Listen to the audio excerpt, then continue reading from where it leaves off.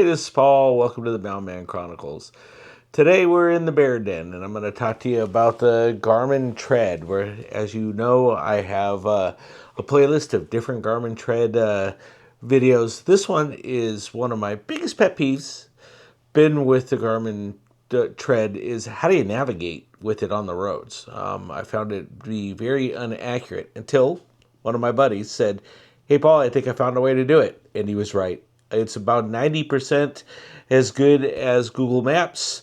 Not 100%. I still find Google Maps does a little bit better, but I actually like the features of the Tread, like up ahead, and a couple of the other ones. Finding camp spots work much better in Google Maps, so it makes up for that 10% lack of navigation. I still keep Google Maps open, but when I'm overlanding or if I'm traveling somewhere, I tend to use my Garmin Tread more now. And it's a pretty simple setup. I'm also going to include several other features in this video that I find that I use a lot. So this is kind of like a tips and tricks video for the Garmin Tread with the focus on how do you navigate more effectively. Hope you enjoyed the video, and thanks for watching. Talk to you soon. Bye. Welcome to the Mountain Chronicles, where the spirit of adventure comes alive. I'm thrilled to have you join our journey into the great outdoors. I'm Paul Piazza. I'm your guide through the wilderness and the storyteller behind the Mountain Chronicles. I hope you share in our love and appreciation of what this great world has to offer. Here we live in three simple principles: live, learn, and explore. Live, immerse yourself in the thrill of the moment, whether it be overlanding, exploring unique ghost towns, or simply enjoying the serenity of nature. We believe in living life to its fullest. Learn. Cultivate that childlike curiosity. Every adventure is an opportunity to learn and discover something new. From overlanding trips to mastering trail navigation, we're a constant journey of learning and growing. Explore. Be comfortable with the uncomfortable. Venture into the unknown. Our chronicles are a testament to the places we've been and the stories waiting to be untold. Join us as we explore the hidden trails to the pristine lakes and the mysterious places this great nation has to offer. And of course, what adventure would be successful without proper planning and the right gear? We'll be showcasing some of the tools of the trade along our journeys. I truly hope you enjoy our chronicles and the journey that my wife and I travel through during our overlanding adventures. Thanks for watching. Okay, so here's what you do if you want to navigate better with your Garmin Tread.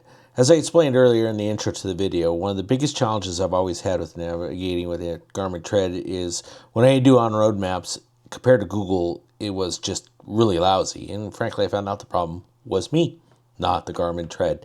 As I'm finding that out with many things, the Garmin Tread, because it is a pretty well-developed, well-optioned tool. So you have to understand how to use your tool to make it work better.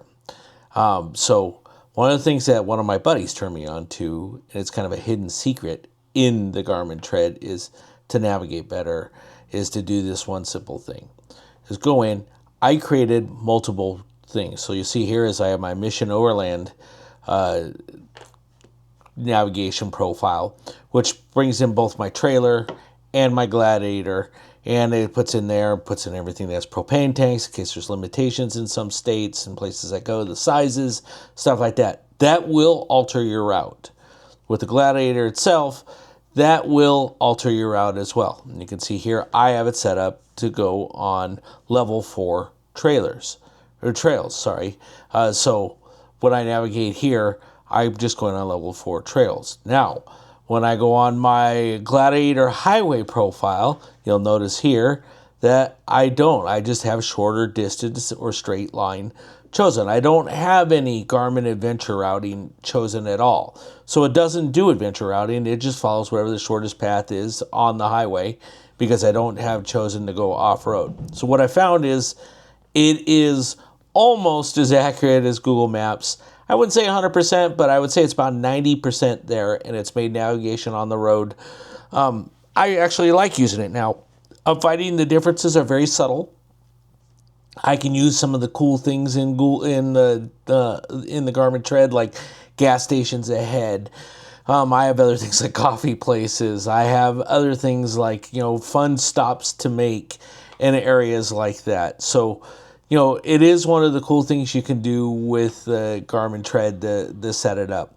As well as I've been turned on to some other road map apps and some of the other tools within the Garmin Tread, which we're going to talk about really quick here.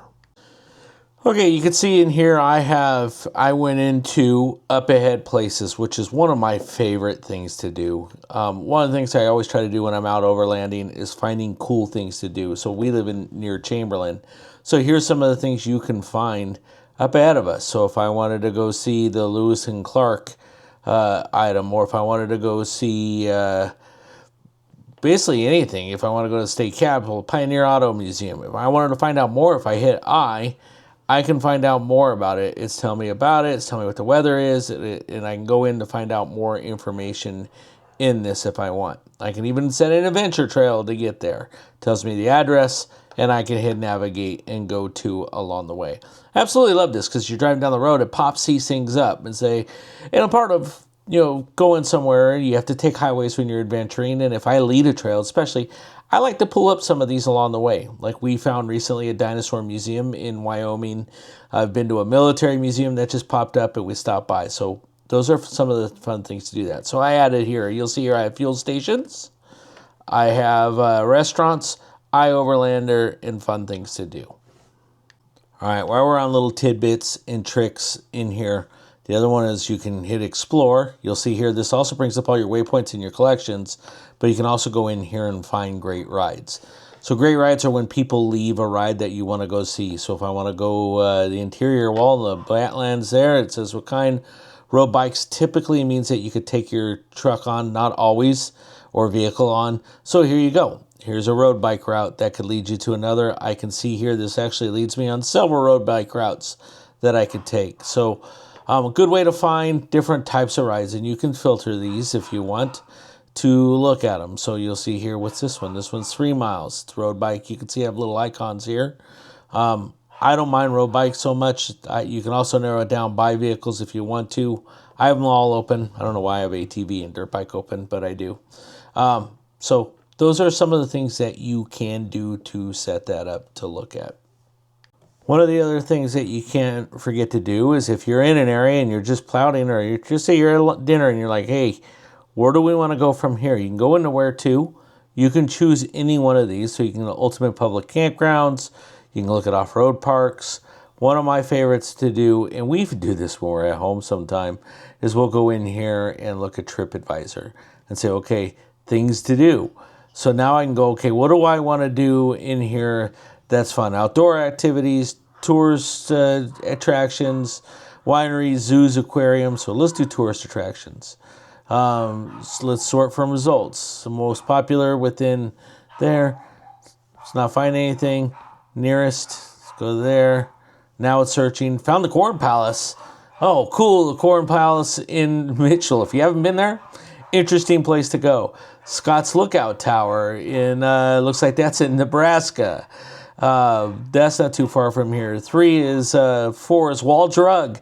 Now, if you've ever been down the Highway 90, you've seen the Wall Drug sign, so that's a must go to. And if I want to be adventurous, I could choose a type of adventure routing.